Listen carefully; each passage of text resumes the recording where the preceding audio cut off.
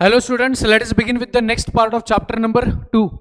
Before starting with this particular chapter, let us quickly summarize the section series once again. Section 3 से लेके section 22. ये कौन सा है? Chapter number 2. चैप्टर का नाम क्या है बताइए? Incorporation of the company and matters incidental thereto. चलो रिवाइज कीजिए मेरे साथ. Section 3 formation, section 4 MOA, section 5 AOA, section 6 act to override MOA AOA, section 7 incorporation, section 8 company, section 9 effects of registration, section 10 effects of MOA AOA, so दोनों effects वाले. 10A commencement of business, 11 strike off, 12 registered office and 16 वाला कौन सा है? Rectification of rectification.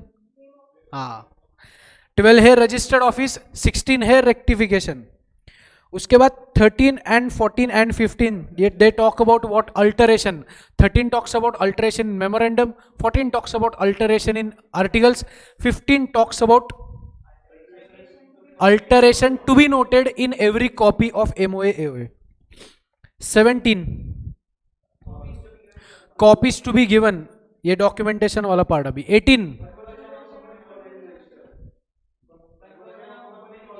Already registered company का conversion. 19 subsidiary not to hold shares in holding company. 20 service document. 21 authentication and 22 bill of exchange and promissory note का execution. ये है chapter structure जो हम डेली रिवाइज करते हैं. ठीक है, अभी तक हम कौन से पार्ट कवर कर लिए? अभी तक सेक्शन 3 हो चुका है, फॉर्मेशन. सेक्शन 4 का अभी 1-2 क्लॉजेस बचे हैं, वो करते हैं. उसके बाद में सेक्शन 5 की तरफ बढ़ेंगे. Anyways, let us get back to our topic.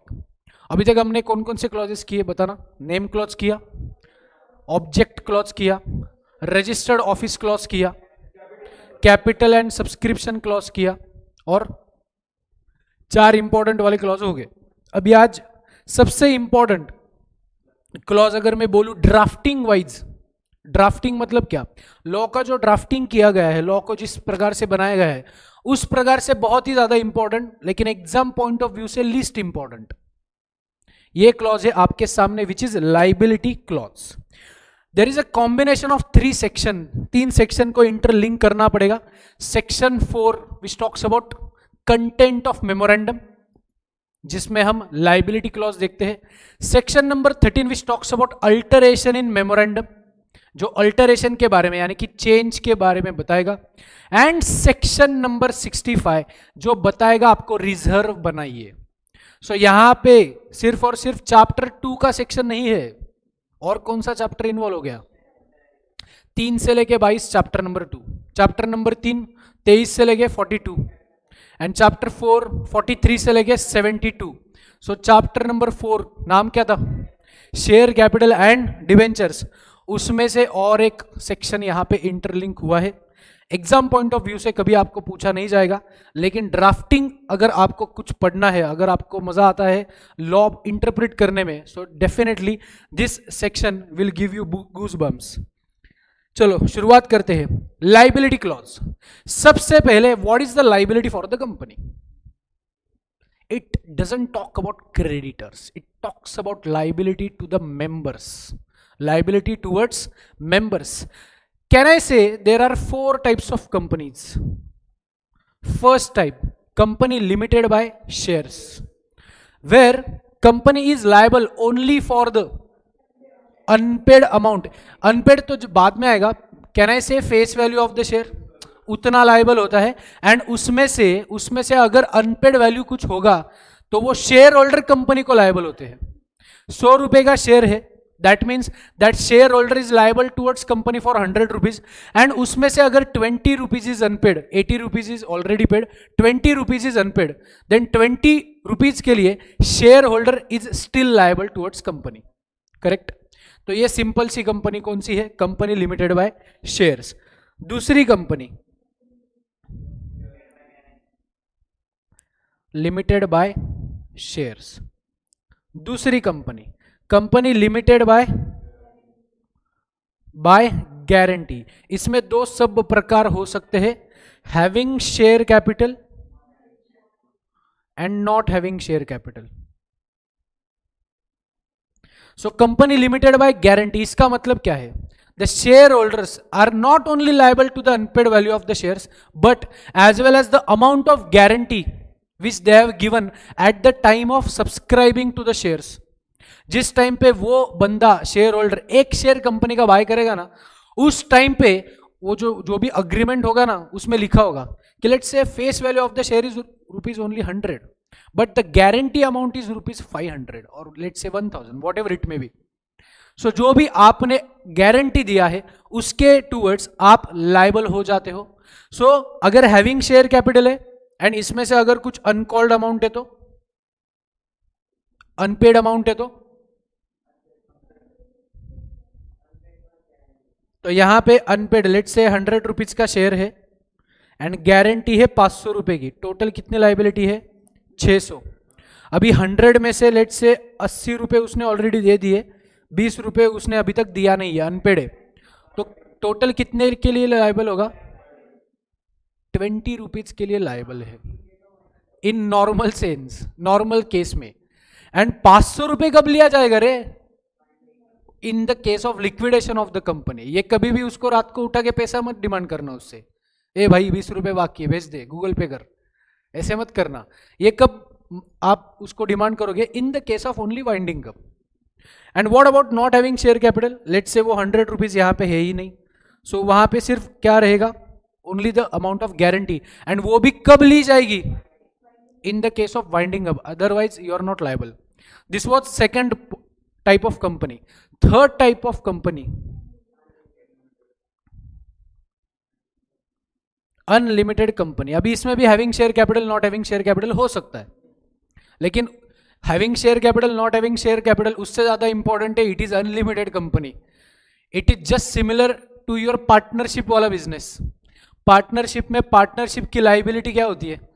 Unlimited होती है। वो क्रेडिटर लोग कभी भी उसके घर में आके उसकी पर्सनल प्रॉपर्टी से पैसा वसूल कर सकते हैं। सेम वे में यहाँ पे कंपनी के जो शेयर होल्डर्स है they are liable to each and every creditor, बराबर। जितना भी डेट उन्होंने, जितना भी लोन लाइबिलिटी उन्होंने उठाया है, जितना भी क्रेडिटर का पैसा पे करना बचा है, तो वो सारा पैसा कौन लाइबल हो जाएगा? ये कंपनी के शेयर होल्डर्स। कंपनी मतलब कौन? Ultimate who are the owners of the company, shareholders are the owners of the company. And और एक फोर्थ कॉम्बिनेशन हो सकता है which is a combination of above 3, लेकिन दिस इज अनयूजुअल कंपनी। ये just bookish concept है, लेकिन anyways it is out of your syllabus, इसलिए हम भी उसको पढ़ेंगे नहीं। एनीवेज ये 3 अगर टाइप की कंपनी आपको पता है, it is more than sufficient. So this was all about liability वाला part. So this liability is not equal to liability to creditor, this liability is liability of shareholders towards the company. समझ में आया क्या? अभी उसके बारे में, जिस टाइम पे आप मेमोरेंडम बनाते हो, कॉमन सेंस अप्लाई करके मुझे बताना, जिस टाइम पे मेमोरेंडम कब बनाया जाता है बताइए? Eight the time of incorporation. हमारा चैप्टर का नाम ही है फॉर्मेशन और इनकॉर्पोरेशन ऑफ अ कंपनी। सो अभी हम क्या कर रहे हैं? कंपनी बना रहे, कंपनी का जन्म हो रहा है। उस टाइम पे you need to put some information about your liability in the memorandum itself, जिससे होगा क्या? जो इंटरेस्टेड इन्वेस्टर्स होंगे ना बाद में, उनको ये चीज समझ में आएगी कि कंपनी का एग्जिस्टिंग कैपिटल स्ट्रक्चर क्या है। क्या कंपनी लिमिटेड बाय शेयर वाली है, या कंपनी अनलिमिटेड वाली है, या लिमिटेड बाय गारंटी है? एग्जैक्टली स्ट्रक्चर क्या है ये पता होना चाहिए कि नहीं? आउटसाइडर याद है क्या? Section 99, MOA, AOA and special resolution, these are the 99 नहीं 399, these are the public documents और open documents। वो कोई भी इंसान आउटसाइड द एंटिटी वो क्या कर सकता है? किसी भी कंपनी के डॉक्यूमेंट्स MCA 21 वेबसाइट पे जाइएगा, कुछ नॉमिनल चार्जेस होते हैं उसको भरिएगा, एंड आप एक काम क्या कर सकते हो? आप एमओए, एओए एंड कौन सा डॉक्यूमेंट ले सकते हो? Special resolution past. Just a moment.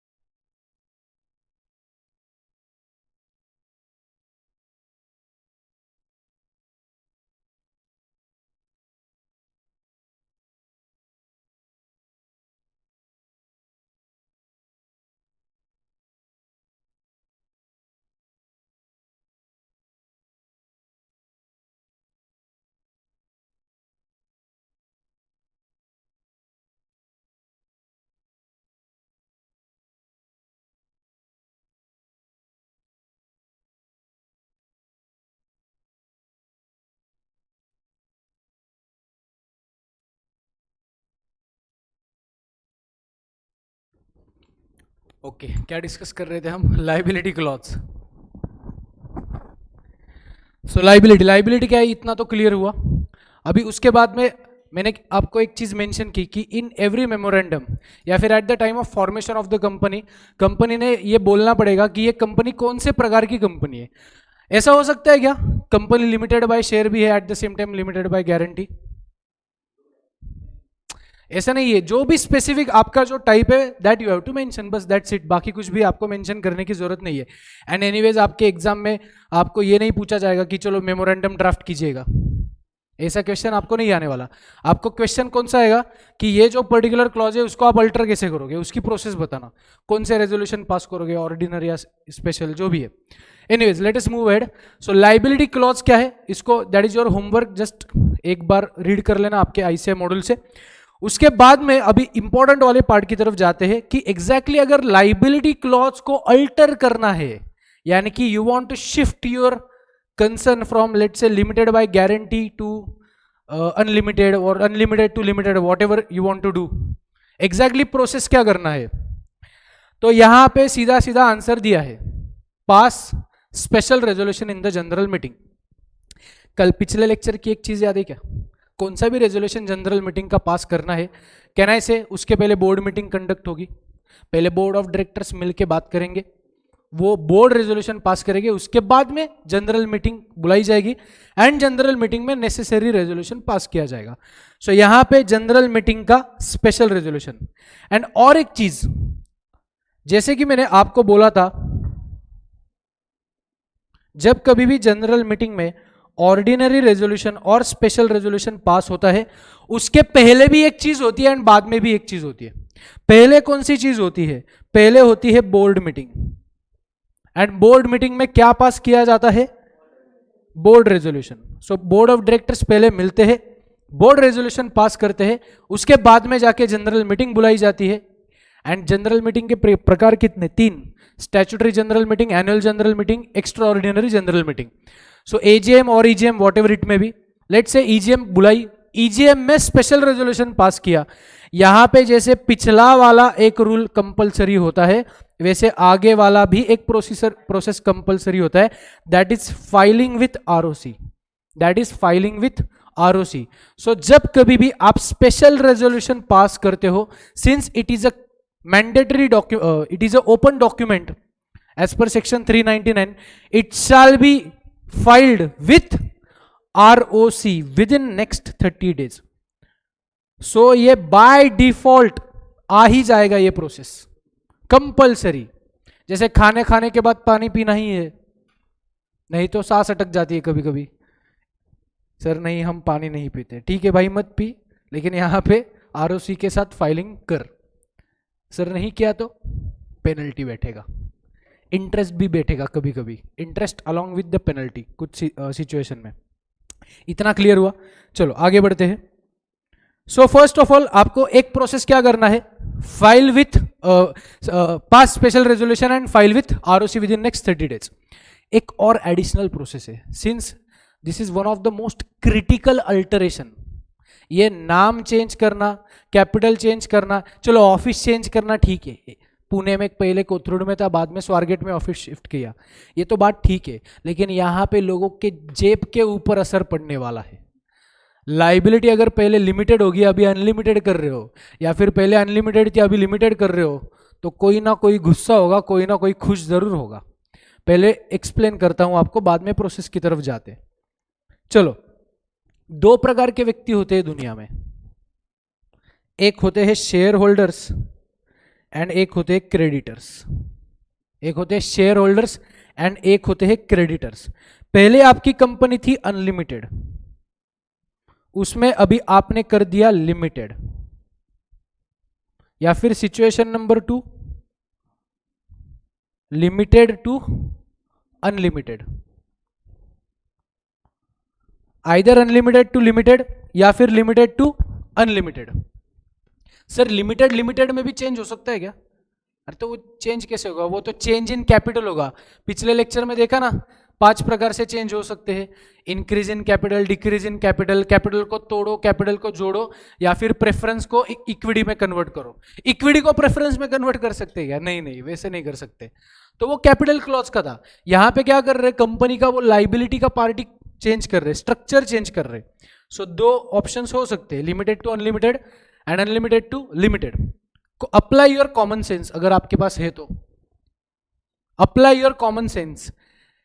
First situation में कौन गुस्सा होगा एंड कौन हंसेगा, who'll be happy, who'll be sad, and second situation में who'll be happy, who'll be sad. बताइए, आप बताना, पहले सिचुएशन में कौन हैप्पी कौन सैड?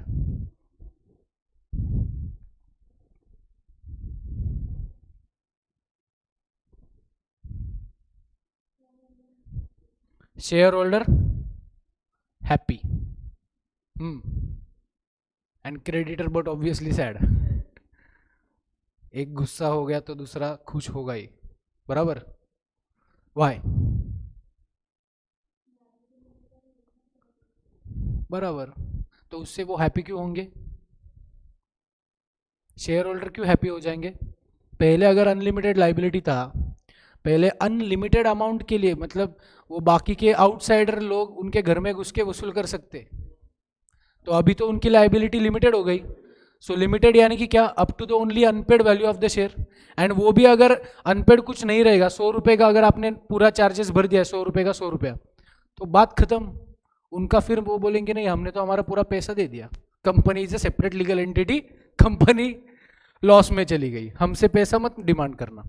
तो यहाँ पे but obviously you are right, shareholders will feel happy but creditors will be sad. Why?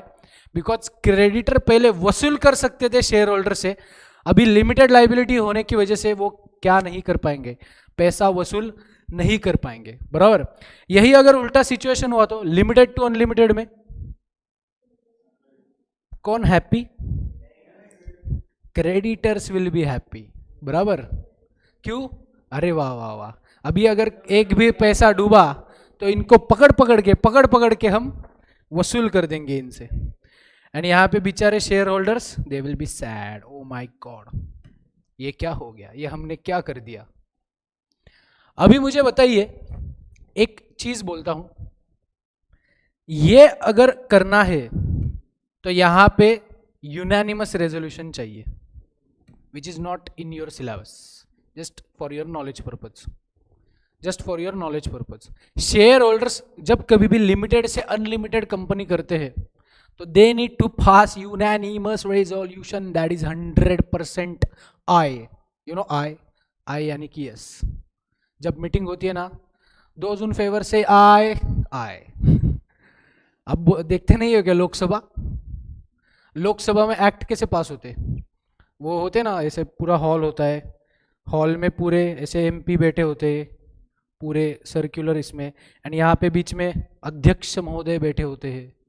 तो यहाँ पे रूलिंग पार्टी इस साइड होती है, अपोजिशन पार्टी यहाँ पे होते हैं, एंड यहाँ पे जो मतलब सारे लोग ऐसे सर्कुलर फ्लो में, यहाँ पे बीच में अध्यक्ष जी। तो अध्यक्ष जी जब कभी भी कोई भी ऐसे बिल आता है सामने जहाँ पे कंसेंट वोटिंग करना है, तो अध्यक्ष जी बोलते हैं, ऐसे ऑलरेडी सबके पास होता है ना सामने बिल, सबके टेबल पे होता है कि let's say provision number so and so, those who are in favour से आए, तो फिर सब लोग आए बोलेंगे या फिर हाथ ऊपर करेंगे, एंड अगर वो बहुत साउंड उसका ऊपर गया, वो बोलते हैं resolution is passed. Resolution is passed यानी कि वो जो भी प्रोविजन है वो ओके हो गया, पास हो गया। एंड अगर आवाज कम आया आय का, तो फिर बाद में वो फिर मतलब लोकसभा में कैसे होता है, फिर वो इलेक्ट्रॉनिक वोटिंग के लिए भी डिमांड किया जा सकता है, क्योंकि साउंड कभी कभी इफेक्टिव नहीं होता। एनीवेज, सो ऐसे ही अपनी मीटिंग में भी ऐसे ही होता है। तो यहाँ पे कौन सा वाला रेजोल्यूशन पास करना पड़ेगा? यूनानिमस। क्यों भाई?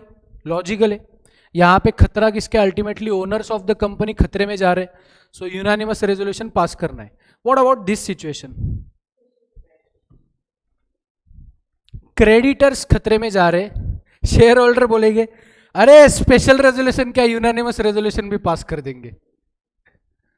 सभी लोगों को तो यही चाहिए ना, अपनी लाइबिलिटी बहुत ज्यादा थी, अभी let's reduce our liability, let's enjoy. तो यहां तो स्पेशल रेजोल्यूशन बहुत इजीली पास हो जाएगा ना रे। अल्टीमेटली सारे ओनर्स को तो यही चाहिए, फुकट का पैसा, चलो पैसे लेके भाग जाते, बराबर। पहले आपने अनलिमिटेड कंपनी बनाई, उसके बाद बहुत सारा लोन लिया बैंक से, एंड अभी you are converting your unlimited company to limited company. बहुत सारे सैलरीज वगैरह डायरेक्टर्स को उन्होंने विड्रॉ कर दिया, पूरा कंपनी का कैश फ्लो, डायरेक्टर मतलब जो शेयर होल्डर है, डायरेक्टर भी है, उन्होंने कंपनी के बाहर पूरा फंड्स निकाला, पूरा फ्रॉड। स्पेशल रेजोल्यूशन पास कर दिया, कंपनी की लाइबिलिटी अनलिमिटेड से लिमिटेड। अभी दो shareholders are not liable for a single penny, limited liability होने के बाद, तो यहां तो स्पेशल रेजोल्यूशन इजीली पास हो जाएगा। यही तो है मेन पॉइंट, कि यहां पे सिर्फ और सिर्फ special resolution is not sufficient, यहां पे एक व्यक्ति आ जाएगा। कौन आ जाएगा? National company law tribunal. आपको समझा गया मैंने? आपको फ्रॉड कैसे आपको करना है तो कीजिए फ्यूचर में। आपको मैंने एक तरीका बताया कि पहले अनलिमिटेड कंपनी बनाइएगा, पूरा पैसा उठाइएगा क्रेडिटर से, बैंक से, डिवेंचर्स इशू करके वगैरह, एंड उसके बाद पूरा विड्रॉ करके कैश भाग जाइएगा, and suddenly one fine day pass special resolution.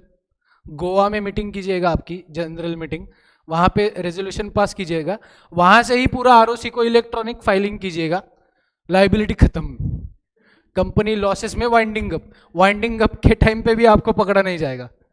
सो ऐसे नहीं चलेगा। यहाँ पे ओनली स्पेशल रेजोल्यूशन दिया है, लेकिन यहाँ पे एक और अप्रूवल बोला गया है, which is to be taken from NCLT, that is tribunal, national company law tribunal से आपको क्या करना पड़ेगा?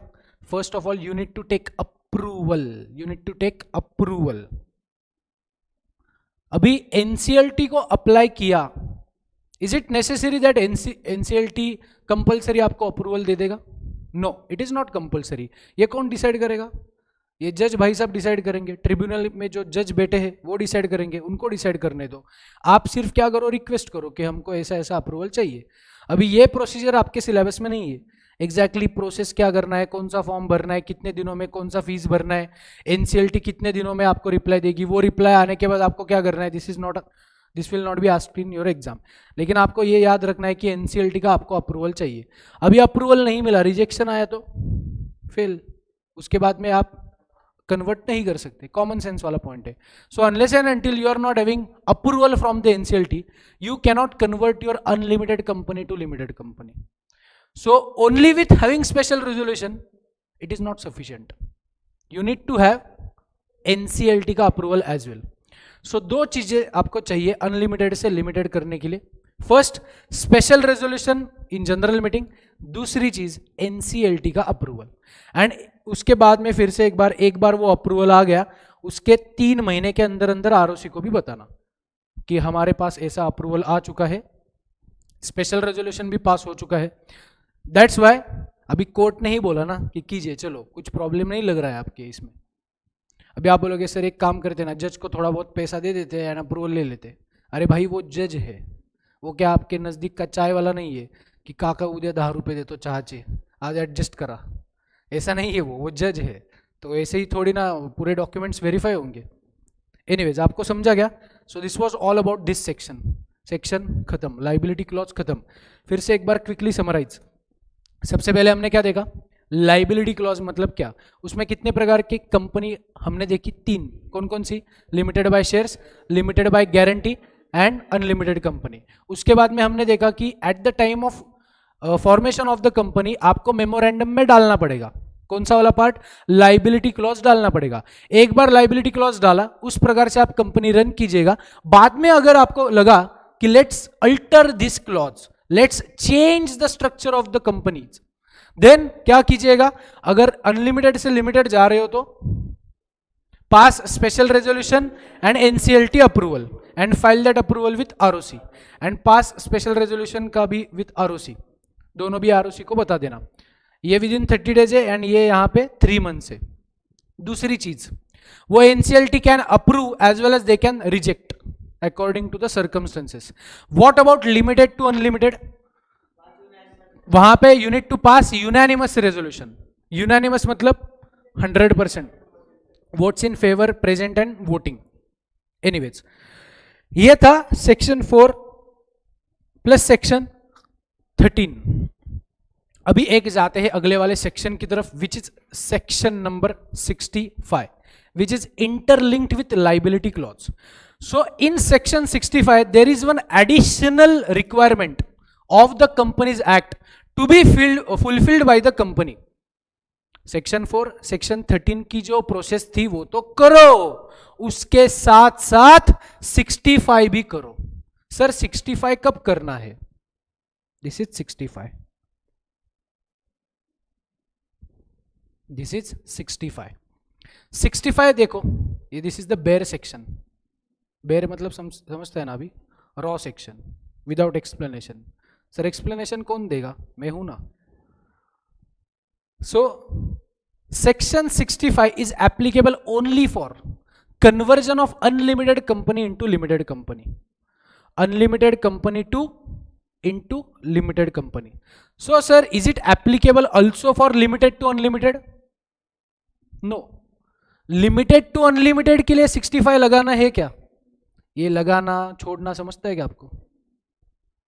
अगर लिमिटेड टू अनलिमिटेड है तो 65 अप्लाई नहीं करना है, ओनली 4 एंड 13 अप्लाई करना है। लेकिन अनलिमिटेड इनटू लिमिटेड करना है तो 4 भी लगाओ, 13 भी लगाओ, 65 भी लगाओ। समझ में आ गया? तो अभी देखते हैं सेक्शन 65। आपको मजा आएगा अगर आपको इंटरप्रिटेशन क्या होता है। Interpretation, you know interpretation, what is interpretation? Understanding. Okay, let's understand then. Okay, focus on your screen, not on me, on your screen. एक बार पढ़ लेते हैं। चलो आपको थोड़ा सा टाइम दूं क्या पढ़ने के लिए? पढ़ना है तो पढ़ो, देखो कुछ समझता है क्या।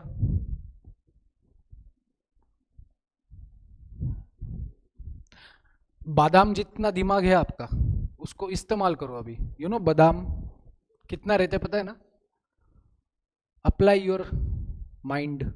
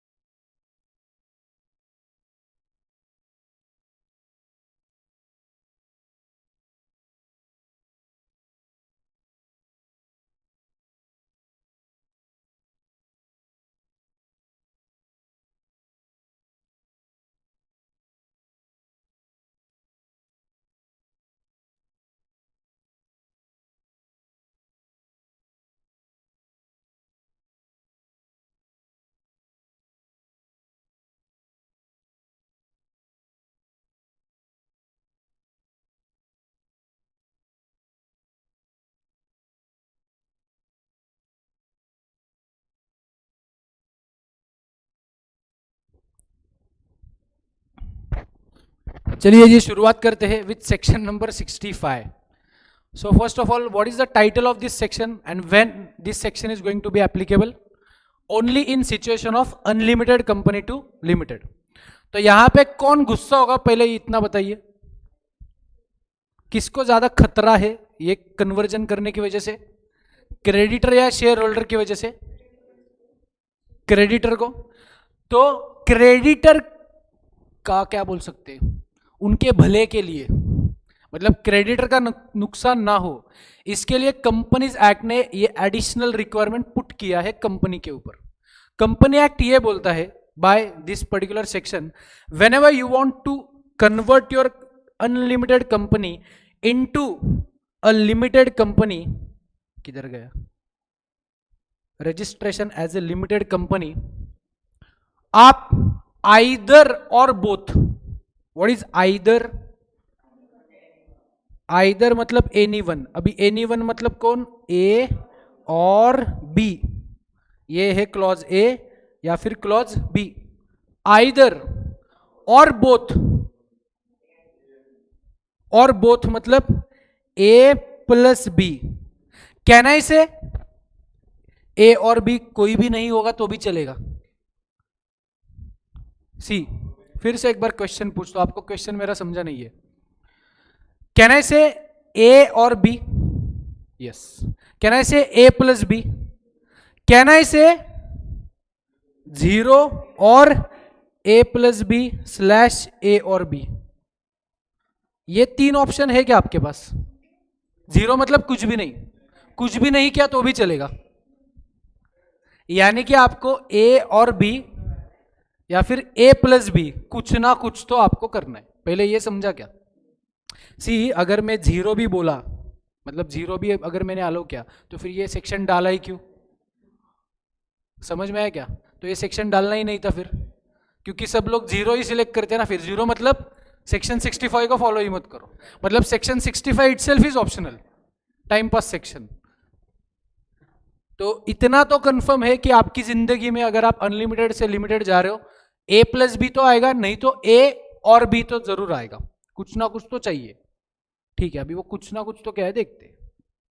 देखो लॉ को अभी तक अपने को क्या समझा कि कौन से प्रकार की कंपनी कहां पे शिफ्ट हो रही है, ये लाइन 1 पढ़ के समझा। एंड लाइन नंबर 2 पढ़ के क्या समझा? कुछ ना कुछ तो करना पड़ेगा out of A plus B और ए और बी। ठीक है, अभी वो ए बी क्या है वो देखते, clause A clause B. Increase the nominal amount of its share capital by increasing the nominal amount of each of its share. तो पहले आपको nominal amount of share increase करना है। एग्जाम्पल दो sir, 100 rupees is the nominal value of share, इसको मैं करता हूं नॉमिनल वैल्यू फॉर एग्जाम्पल 120। ये पर शेयर वैल्यू बोल रहा हूं, पर शेयर। 100 पहले नॉमिनल वैल्यू थी, अभी मैं शेयर वैल्यू बढ़ा रहा हूं, यानी कि बढ़ाना ही पड़ेगा। पहले ही मैंने बोला ना, ए और बी या फिर ए प्लस बी। तो क्लॉज ए क्या बोल रहा है? Increase the nominal value of share. अगर आप अनलिमिटेड से लिमिटेड जा रहे हो, एक काम करो, पहले आपकी कंपनी में आपने आपके शेयर होल्डर से कितना पैसा लिया है आपने ऑलरेडी। लेट से एग्जाम्पल के तौर पे आप बैलेंस शीट इमेजिन करो, 10,000 इंटू 10,000 करता हूं, कितना आ रहा है? 1 करोड़। 1 2 3 4 5 6, 1 2 3 4 5 6। चलो एक और एक बढ़ा देता हूं यहां पे, ठीक है, 1 करोड़। यहां पे कितना आएगा? 1 करोड़ 20 लाख, बराबर। Just imagine a balance sheet. यहां पे बैलेंस शीट में पहले लाइबिलिटी कितनी थी? Towards share holders, towards share holders 1 crore. अब यहां पे बैलेंस शीट में लाइबिलिटी कितनी हो जाएगी? 1 करोड़ 20 लैक्स। कैन आई से अभी ये जो 20 लैक्स, ये जो ऊपर का जो एडिशनल वैल्यू आया ना, bye increasing the nominal value of share, company के बुक्स ऑफ अकाउंट्स में कुछ ना कुछ तो पैसा आएगा। वो अभी आएगा या बाद में आएगा उसको पढ़ते हैं, वो पढ़ना अभी बाकी है। लेकिन नॉमिनल वैल्यू इंक्रीज करने से शेयर होल्डर्स की लाइबिलिटी बढ़ जाएगी, बराबर क्या? अभी पढ़ते हैं कि वो कब बढ़ानी है। Increase the nominal amount of its share capital by increasing the nominal amount of each of its share. जो मैंने एग्जांपल बताया, 100 से 120 कर दिया, सब्जेक्ट टू कंडीशन, मतलब 100 की 120 करो, लेकिन उसमें एक कंडीशन। तो यहां से आपको कुछ येलो कलर में बोला गया था, उसको कंडीशन डाली है, मैं ऑरेंज कलर से दिखाता हूं। This is the condition, subject to the condition that no part of the increased capital. No part मतलब कितना इंक्रीज किया आपने? 20 रुपया, एंड टोटल लैक्स में बोलूं तो 20 लाख रुपया। No part of the increased capital shall be capable of being called up except, मतलब ये अमाउंट जिंदगी में कभी भी बुलाओ मत। बुलाओ मत मतलब सिर्फ बुक एंट्री पास करो, एक्सेप्ट यानी कि बुलाओ। ये रेड कलर से क्यों किया मैंने? बुलाओ मत, 20 रुपया बुलाओ मत, लेकिन उसको भी एक्सेप्शन। अभी green colour, accept in the event and for the purpose of company being wound up. तो येलो कलर से 20 रुपया बुक एंट्री पास करो, रेड कलर से 20 रुपया कभी भी लाओ मत, बुक एंट्री रहने दो, एंड ग्रीन कलर से accept in the event of winding up. अभी मुझे ये पूरा लिंक करके कैन आई से ये 20 लाख रुपया जो है ना, ऊपर का 20 लाख रुपया, कंपनी डूब गई एंड क्रेडिटर की अगर वाट लगी होगी ना, क्रेडिटर मतलब outsider, in the event of winding up they will receive there 20 lakh rupees. अभी समझ में आया क्या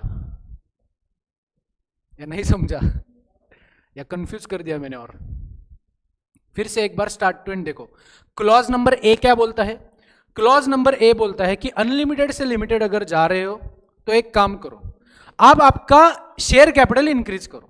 शेयर कैपिटल इंक्रीज करने से क्या होगा, मान लेते हैं पहले 100 रुपए ऑलरेडी आ गए हैं शेयर होल्डर से पैसा, वो कंपनी ने मतलब खर्च भी कर दिया, एसेट्स लाइबिलिटी पूरा बिजनेस में यूज हो गया, एंड उसके बाद 120 रुपए, ये ऊपर का जो 20 प्रोपोर्शन है उसको इंक्रीज कीजिएगा, लेकिन ये इंक्रीज किया हुआ पोर्शन कभी भी कॉल मत कीजिएगा, मतलब कभी भी शेयर होल्डर से लीजिएगा मत, जस्ट एक बुक एंट्री पास कीजिए। बुक एंट्री कैसे पास करेंगे? Reserve account debit to share capital, share capital को क्रेडिट किया मतलब share capital increase, and reserve में बैलेंस रिड्यूस हो जाएगा। लेकिन ये पैसा डिमांड कम करो जब कंपनी डूब जाएगी तब, यानी कि यहां इस प्रोविजन की वजह से 20 लाख रुपए सेफ गार्ड कौन हो गया? 20 लाख रुपए की वजह से क्रेडिटर्स। सो हमारा स्टार्टिंग पॉइंट क्या था? कौन गुस्सा कौन हैप्पी? अनलिमिटेड टू लिमिटेड करने के टाइम पे शेयर होल्डर हैप्पी थे, क्रेडिटर गुस्सा थे। बाय पुटिंग सेक्शन 65 की additional requirement, now who will be happy? अभी हैप्पी मतलब एक्स्ट्रा हैप्पीनेस नहीं मिलेगा, लेकिन न्यूट्रल हो जाएंगे कि चलो सेफ्टी फीचर है, पैराशूट है हमारे पास, मतलब डायरेक्टली गिरेंगे नहीं हम। दूसरा, कहानी इधर तक खत्म नहीं हुई, that was clause A. Now let us understand clause B, ये उससे भी ज्यादा बढ़िया है। अब यहां पे देखो, आपको लॉ का नॉलेज नहीं, इंग्लिश का भी नॉलेज चाहिए, as well as balance sheet भी समझ में आनी चाहिए। आप बोलते हो सर यहाँ पे ये 1 करोड़ का 1 करोड़ 20 लाख कैसे हुआ, तो फिर आई कैन नॉट एक्सप्लेन, ये यहाँ पे कैसे एक्सप्लेन करूँ? ये इतना तो समझ में आना चाहिए कि एक बुक एंट्री पास किया तो यहाँ पे 20, यहाँ पे रिजर्व्स में -20 दिखेगा एंड शेयर कैपिटल 20 होगा, एंड मान लेते अभी कंपनी डूब गई, वाइंडिंग अप आ गया, उस टाइम पे क्या करोगे? शेयर होल्डर से पैसा ले लोगे। तो यहाँ पे reserve account, cash account debit, cash मतलब bank account debit to reserve होगा, तो ये -20 + 20 हो जाएगा, रिजर्व कैंसल आउट हो जाएगा, एंड यहाँ पे +20 आ जाएगा।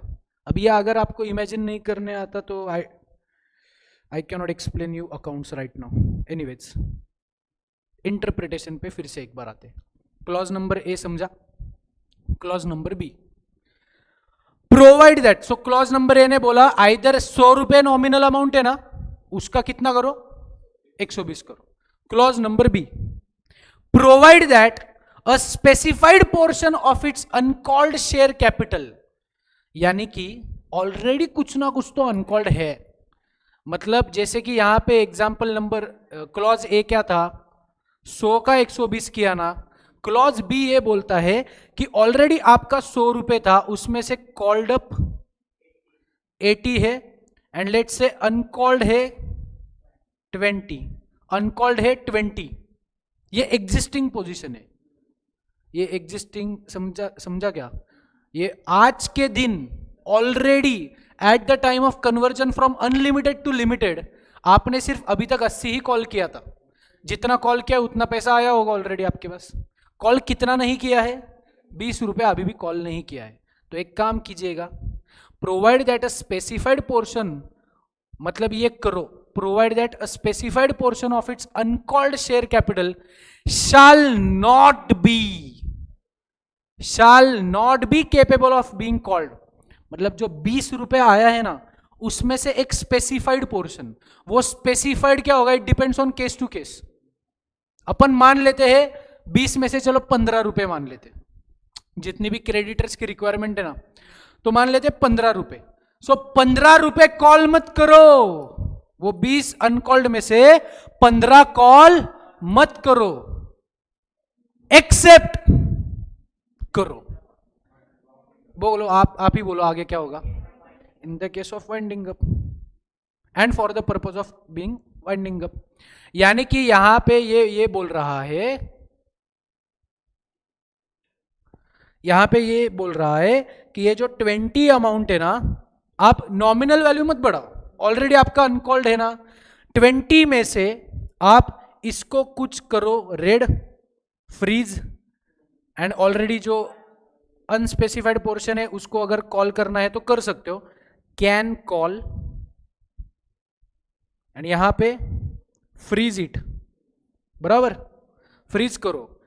ये कौन सा वाला पार्ट है, स्पेसिफाइड पोर्शन, एंड इसको ऐसे लिखता हूं,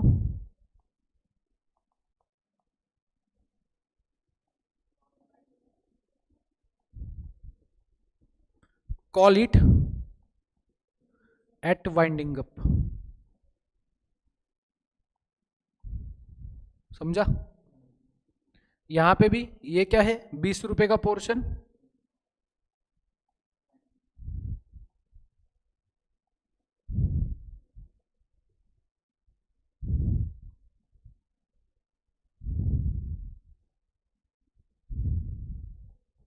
समझा क्या पूरा? तो यहां पे कंपनीज एक्ट आपको क्या बोला, आइदर ए 100 का 120 या फिर बी 100 में से अनकॉल्ड अगर रहेगा तो प्लीज मुझे बताइए, ऑलरेडी अगर 100 रुपए कॉल्ड अप है, पेड अप भी है, can you use provision B, can you use clause B? है ही नहीं, ऑप्शन ही नहीं है, यानी कि आपके पास सिर्फ कौन सा बचा, ऑप्शन ए, एंड ए तो करना ही पड़ेगा ना। समझ में आ रहा है क्या? ऑप्शन ये क्लॉज बी नहीं है आपके पास, मतलब 100 रुपए का शेयर था, ऑलरेडी 100 रुपए शेयर होल्डर से आ गया, उसमें अनकॉल्ड अमाउंट ही नहीं बचा है, तो क्लॉज बी तक जाने का जरूरत ही नहीं है, तो कंपलसरी आपको 100 का 120 ही करना पड़ेगा। क्लॉज बी कब सिचुएशन में आएगा, जब 100 में से कुछ अनकॉल्ड है, तभी जाके क्लॉज बी। सो कंपनी जा क्या बोलता है, अगर आपका ऐसा कोई सिचुएशन है, आइदर और, मतलब सर आइदर और, वो बोथ कब एप्लीकेबल होगा सर, जब अनकॉल्ड है ना, तो आप ऐसे भी कर सकते हो, मतलब और ज्यादा, मतलब अगर आप एज ए शेयर होल्डर बड़े दिल वाले हो ना, तो आप ऐसे भी कर सकते हो कि 100 का शेयर था, 80 कॉल्ड है, 20 अनकॉल्ड है, तो इसमें से मान लीजिएगा 15 को रिजर्व में रखो, प्लस 20 30 रुपए से, चलो एग्जाम्पल के तौर पे 20 रुपए नॉमिनल वैल्यू भी बढ़ा दो, एंड ये 30 रुपए एंड ये 20 रुपया, मतलब हो गया टोटल 45, ये रखो किसके लिए, in the event of winding up. This is the combination of A plus B clause. समझ में आया क्या? दिस इज द लॉ का इंटरप्रिटेशन। देखो कितना घुमाया ना आपको, मजा आया क्या? ये नहीं आया? So this was all about section number 65। Exam point of view least important, कभी भी नहीं पूछेंगे सर आपने क्यों सिखाया, मुझे मजा आता है सिखाने में इसलिए सिखाया। सर थोड़ा सिंपल लैंग्वेज में लिख के दो, दूंगा, डोंट वरी, सब कुछ है अपने पास। ये देखो, additional requirement, provide for reserve share capital on your screen. कैसे करें? Clause A, this is futuristic clause, clause B is existing clause. Futuristic मतलब 100 का 120 करना, एंड वो 20 को बाद में इस्तेमाल करना, फ्यूचरिस्टिक बोला गया है। एंड एग्जिस्टिंग मतलब 100 में से ऑलरेडी हमारे पास 80-20 है, मतलब still we have unpaid amount with us, uncalled amount with us, so existing unpaid share value. And ये दोनों भी सिचुएशन में जो भी अमाउंट होगा उसको क्या कीजिए, keep it as reserve and use it only and only at the time of winding up. Sir heavy losses हो रहे, बुलाए क्या सर पैसे शेयर होल्डर से? नहीं, लिक्विडेशन की नौबत आई, डूब गई कंपनी, एंड प्रॉपर कोर्ट के परमिशन से लिक्विडेशन शुरू होने, कोर्ट का परमिशन चाहिए, ऑफिशियल लिक्विडेटर अपॉइंट किया जाता है एनसीएलटी से, उसी टाइम पे क्या होगा, उसी टाइम पे ये पैसा आप बुलाओ। सर ऐसे ही मतलब इस सर कोरोना की वजह से लॉसेस से बुलाया क्या सर एक्स्ट्रा पैसा? नहीं बुला सकते। समझ में आया क्या? सो दिस वाज ऑल अबाउट कौन सा वाला सेक्शन, 65। तो चलो अभी थोड़ा सा लिख लेते हैं, नहीं तो बाद में लिखो, चलो और एक समझा देता हूं। ये तो आपको बोल दिया ना मैंने, लिमिटेड टू अनलिमिटेड है तो क्या चाहिए आपको? यूनानिमस रेजोल्यूशन, लेकिन ये not part of your syllabus. चलो एक छोटू सा क्लॉज देख लेते, नॉमिनेशन क्लॉज। क्या ओपीसी क्या? हाँ ओपीसी, अच्छा फुल फॉर्म बता रहे हो। ओपीसी मतलब 1% कंपनी, ठीक है। हाँ कोई ना कोई चाहिए, बराबर। सो नॉमिनेशन क्लॉज, नॉमिनेशन क्लॉज सिर्फ एक ही सेक्शन, अल्टरेशन का प्रोविजन ही नहीं है, you cannot alter nomination clause. Section 4 it gives details only for OPC. Sir public private के लिए है क्या नॉमिनेशन क्लॉज? ना, तो सर पब्लिक प्राइवेट के शेयर होल्डर्स के नॉमिनी नहीं होते। मतलब सर अगर आपने रिलायंस का अगर एक शेयर बाय किया है एंड आप ऊपर वाले को प्यारे हो गए, तो आपके शेयर किसके पास चले जाएंगे? रिलायंस वापस ले लेगा? नहीं, होता है ना नॉमिनी। नॉमिनी होता है, लेकिन नॉमिनेशन क्लॉज में नाम डालने की जरूरत नहीं है। नॉमिनी होता है, लीगल हियर होगा। सर आपकी तो शादी नहीं हुई है, तो आपको बच्चा भी नहीं है, बच्चा नहीं है तो मतलब आगे सक्सेसर नहीं है, तो सर नॉमिनी कौन? Close relative. मम्मी पापा तो है, सर मम्मी पापा भी नहीं है, क्लोज रिलेटिव। भाई बहन, सर भाई बहन भी नहीं है, कजिन। सर कोई भी नहीं है, गवर्नमेंट ऑफ इंडिया तो है, डोनेशन हो जाएगा फिर वो। सो मतलब किसी ना किसी को तो मिलेगा ही मिलेगा। हम एक डिक्लेरेशन ऑफ डिविडेंड में भी ये देखते हैं, आईईपीएफ नाम का एक कंसेप्ट होता है, investor education and protection fund. तो ऐसा जो आदमी होता है ना जिसका 7 साल का डिविडेंड क्लेम नहीं किया जाता, मतलब डिविडेंड कंपनी दे रही है यानी वो सामने वाला आदमी नहीं है सामने, तो 7 साल ऐसे कंटिन्यूस सिचुएशन हुआ तो उसके शेयर्स गवर्नमेंट ले लेती है आईईपीएफ की तरफ। एनीवेज, सो प्राइवेट हो या पब्लिक हो उसमें नॉमिनेशन क्लॉज डालने की जरूरत नहीं है। कंटेंट ऑफ द मेमोरेंडम में nomination is not required, only for OPC. OPC में nomination is required. Please tell me, nomination shall be given to a natural person. So वो एक इंसान होना चाहिए, मेल फीमेल कोई भी चलेगा, बूढ़ा नौजवान बच्चा कोई भी चलेगा, लेकिन इंसान चाहिए, नेचुरल पर्सन होना चाहिए। नॉमिनेशन क्लॉज सेक्शन 4, ठीक है। उसके बाद अभी आपको ड्यूरिंग द क्लास इटसेल्फ ये लिखना है। अभी आपको ये मैंने ऑलरेडी बताया है, टेबल ए से लेके टेबल ई मेमोरेंडम के ड्राफ्ट टेबल से, लेकिन आपको एक सिंगल पेज पे वो जो अपना कॉन्सेप्ट बुक है, मेन बुक, उसमें आपको टेबल ए किसके लिए, बी किसके लिए, सी, जस्ट एक एक लाइन में 4-4 वर्ड्स रहेंगे। मतलब कंपनी लिमिटेड बाय शेयर के लिए मेमोरेंडम का draft is given in table A, जो आपको मैंने एप्लीकेशन डाउनलोड किया बोला है उसमें भी आपको ये मिल जाएगा। सो ए बी सी डी किधर तक जाना है? जे तक जाना है, ए से लेके जे। टेबल ए से लेके ई है एमओए के लिए standard drafts, and table F से लेके जे किसके लिए है? आर्टिकल्स। सिर्फ आपको वो एक लिस्ट लिखनी है आपके नोटबुक में, जो आपने ऑलरेडी कंपनी जैक का जो ऐप डाउनलोड किया उससे भी मिल जाएगा, ठीक है। एक और एक सेक्शन कवर कर लेते हैं, उसके बाद में आप पूरा चीज लिख लो। सेक्शन नंबर 6, सेक्शन नंबर 3 बोलो, फॉर्मेशन। 4 MOA, 5 AOA. एओए अभी देखा है क्या? नहीं देखा, देखेंगे बाद में। Section 6 act to override. सबके पापा कौन? एक्ट, मतलब उसके भी पापा है कॉन्स्टिट्यूशन। उसके भी पापा है क्या सर? है, बोलूंगा गॉड। कॉन्स्टिट्यूशन के ऊपर सुप्रीम कोर्ट नहीं है, सिमिलर अथॉरिटी पे है। नहीं, कोई भी नहीं है कॉन्स्टिट्यूशन के ऊपर, कोई भी नहीं है। कॉन्स्टिट्यूशन ने ही प्रेसिडेंट को पावर दिया है कि you be a president and you are king of this India. King having no rights because prime minister has the rights, तो ये कॉन्स्टिट्यूशन ने बोला। एनीवेज, सेक्शन 6, तो यहां पे मैंने देखो जस्ट ऑथोरिटी लिख के दिया है। जब कभी भी कोई भी थर्ड पार्टी, ये ऊपर कौन है इंसान? Third party. थर्ड पार्टी मतलब person dealing with the company, वो किसी भी ट्रांजैक्शन को कंपनी के साथ जिस टाइम पे डील करता है तो ही cannot go beyond the agreement. Agreement मतलब क्या? Contract entered into. Company and third party के बीच में अगर कुछ कॉन्ट्रैक्ट हुआ है तो दैट कॉन्ट्रैक्ट के ऊपर वो थर्ड पार्टी नहीं जा सकता। मेरी कंपनी है, आपकी प्रॉपर्टी है, आपने मुझे कमिट किया 5 लाख रुपए पर महीने में रेंट में प्रॉपर्टी दूंगा, यह अग्रीमेंट हो गया ना अपना।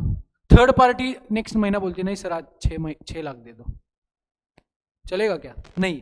So third party cannot go beyond the agreement entered into between the company and the third party. Sir agreement किसके ऊपर नहीं जा सकता? बोर्ड मीटिंग में अगर कंपनी ने बोला है बोर्ड मीटिंग में कि कंपनी के डायरेक्टर, जैसे कि हमने एक एग्जांपल भी देखे थे कि कंपनी ने पावर दिया है बोर्ड ऑफ डायरेक्टर्स को कि board of directors can take loan up to ₹5 lakh on behalf of the company. So अगर ऐसा कुछ पावर वगैरह अथॉरिटी दिया है टू बोर्ड ऑफ डायरेक्टर्स तो बोर्ड मीटिंग के ऊपर ये अग्रीमेंट्स भी नहीं जा सकते। सो मान लेते कंपनी ने बोला है कि बोर्ड ऑफ डायरेक्टर को अगर 5 लाख रुपए तक के अग्रीमेंट से then board of directors can do, लेकिन 5 लाख के ऊपर है देन आपको स्पेशल रेजोल्यूशन पास करना पड़ेगा जनरल मीटिंग में। सो यानी कि ये agreements they cannot go beyond board meeting के रेजोल्यूशन एंड बोर्ड मीटिंग के resolution cannot go beyond general meeting के रेजोल्यूशन। सही चल रहा है? जनरल मीटिंग किसके ऊपर नहीं जा सकता? Articles of association. General meeting के ऊपर कौन है? आर्टिकल्स। आर्टिकल्स किसके ऊपर नहीं जा सकता? सिंपल सी बात है। सर एमओएमए में एक काम करता हूं, I want to sell drugs, charas ganja, it is my object of the company to sell charas ganja, to give facility to each and every youth of this nation unlimited unrestricted access to drugs at any time anywhere at reasonable cost with discount of 50%, buy 2 get 2 free. This is my object. जैसे लोगों को education spread करना है वैसे sir मुझे drugs spread करना है। This is my object and it is written in my memorandum. Can this memorandum go beyond the provisions contained in the Companies Act? It is mentioned in the Companies Act that you cannot do business opposed to public policy. So Companies Act बोल रहा है कि opposed to public policy धंधा मत कर, and तू memorandum में बोल रहा है मैं वही धंधा करूंगा, चलेगा क्या? नहीं चलेगा. Why? Because memorandum cannot go beyond rules, notification, circular. देखो यहाँ पे मार्क कर रहा हूँ. This is your Lakshman Resha. Rules, notification, circular of related to Companies Act and the Companies Act itself. So Companies Act and Companies Act rules, Companies rules, ये दोनों के ऊपर कौन नहीं जा सकता? मेमोरेंडम.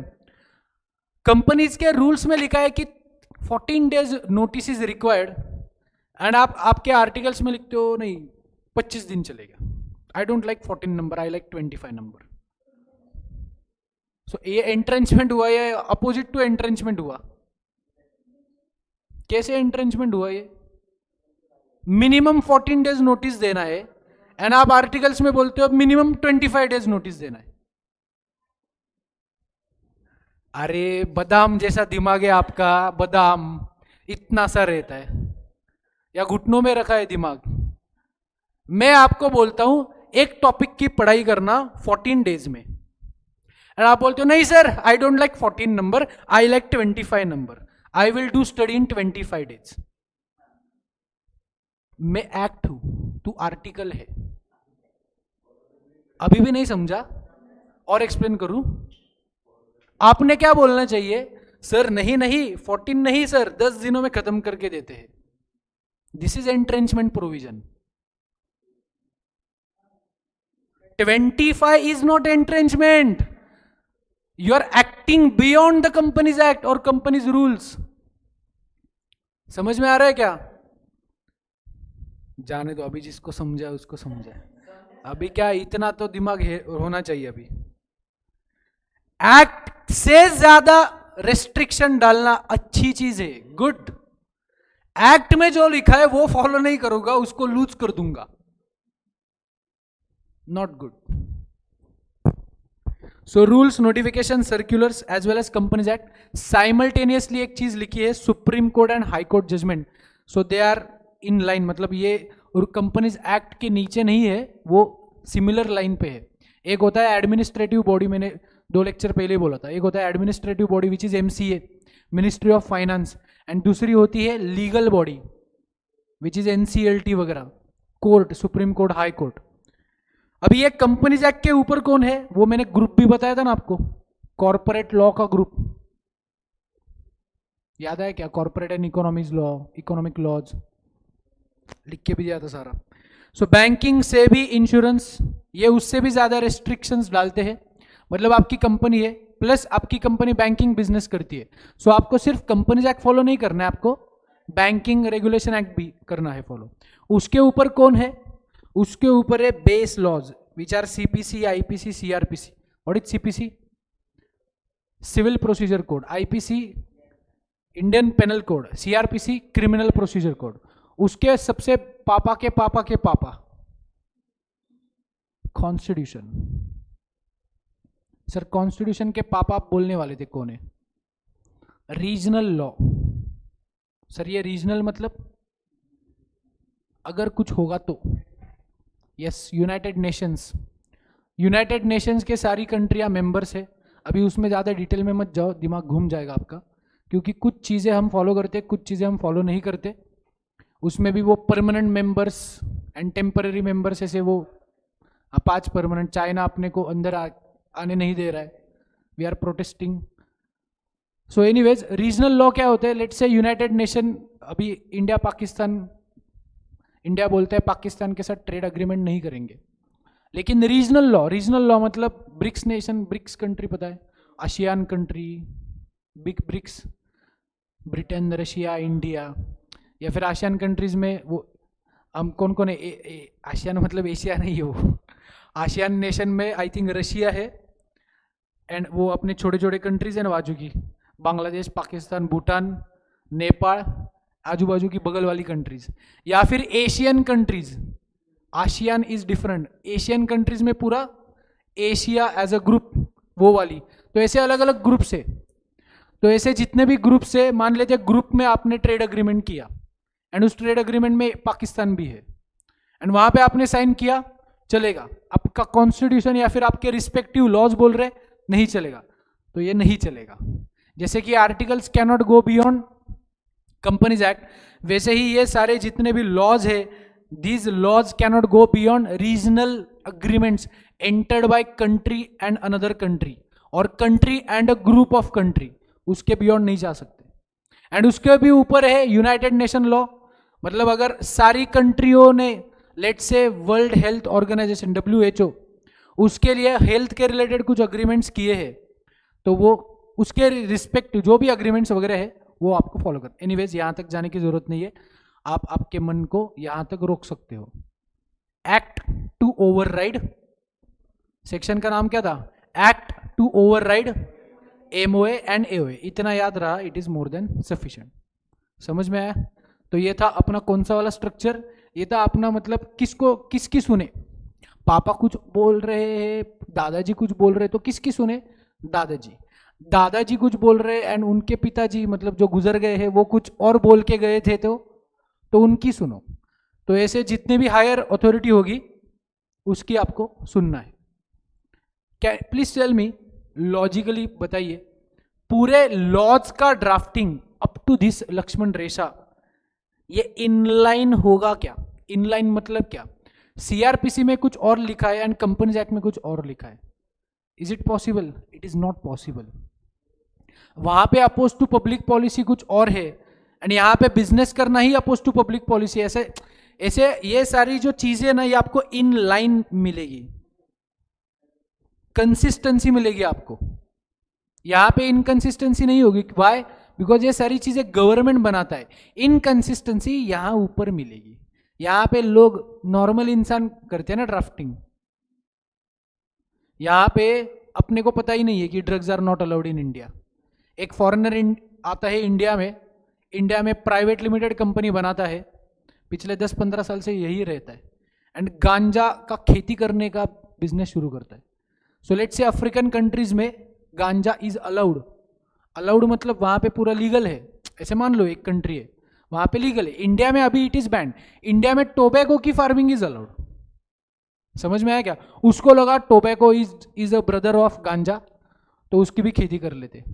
समझ में आ रहा है क्या? तो ये तो इंसान करते हैं, उनको एक्ट का वगैरह नॉलेज नहीं होता। ऐसे हो सकता है कि वो उनके एमओए एओए में कुछ ऐसे डाल दे जो कि इनकंसिस्टेंट कहां से है? कंपनीज एक्ट से। लेकिन ये ड्राफ्टिंग करने का काम कौन करता है? ये गवर्नमेंट की पूरी लीगल टीम करती है। तो मतलब गवर्नमेंट ही पागल जैसा कुछ भी लिखेगी, ऐसा थोड़ी ना चलेगा यार। सो नॉर्मल इंसान से गलती हो सकती है। Anyways, moral of the story क्या है? सेक्शन 6 क्या बोलता है?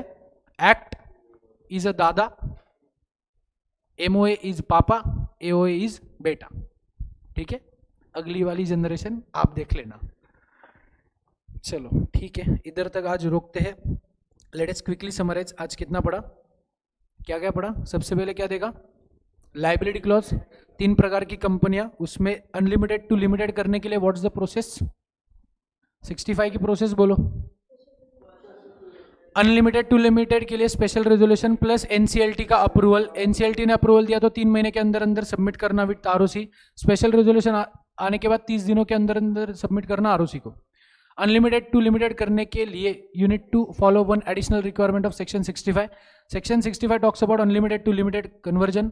It provides two clauses, either or both, either or clause A or both clause A and B. Clause A बोलता है 100 का 120 करना, increase nominal value of your share and use that reserve only in the case of winding up. Clause B बोलता है if already you have existing unpaid amount, then specified portion उसमें से reserve के लिए रखना and use that reserve amount only in the case of winding up. ये था section 65। उसके बाद में क्या देखा? Nomination clause. Section 4 only for OPC, आपको एक नेचुरल पर्सन का नॉमिनेशन देना पड़ेगा। प्राइवेट पब्लिक के लिए कंपलसरी है क्या? नहीं। क्या नॉमिनी हो सकता है प्राइवेट पब्लिक के लिए शेयर होल्डर का? हो सकता है, इट डिपेंड्स। लेकिन नॉमिनेशन क्लॉज में नाम डालने की जरूरत नहीं है। उसके बाद और क्या देखा? Section 6 act to override MOA AOA. ठीक है, चलो लेट अस क्विकली समराइज। 3 से लेके 22 उल्टा जाते हैं। 22 execution of bill of exchange promissory note. 21 authentication of document. 20 service of document. सब सी not to hold shares in public company. 18 conversion of existing company. 17 copies to be given to every member. 16 15 14 13 16 rectification of name. 15 13 14 it talks about alteration in MOA, alteration in OA, and it shall be notified in every copy. Section 12 registered office clause. उसके बाद 11 strike off. 10A commencement of business. 10 effects of registration. 9 effects of AOA MOA. 9 effects of registration. Section 8 company. Section 7 incorporation. Section 6 act to override MOA AOA. 5 AOA. 4 MOA. 3 formation of the company. Okay, fantastic. Tomorrow के lecture में section 7 देखेंगे, which is the process to get your company incorporated. चलो अभी आज के lecture का पूरा ज्ञान लिख के ले लो and advance में बोलता हूँ take care, bye bye. कहाँ से लिखना शुरू करना है? Yes.